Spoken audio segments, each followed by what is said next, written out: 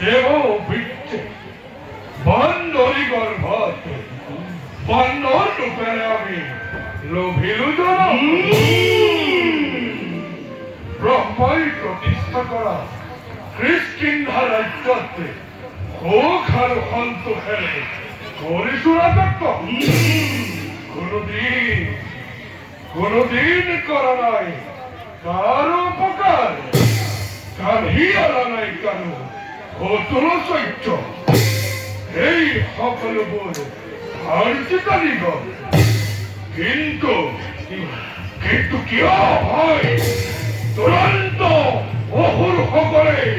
বারে বারে বিছরে ভুল করা নই তুমি ভগ্নের কনিষ্ঠ হে মধুপরিচয় অহৈত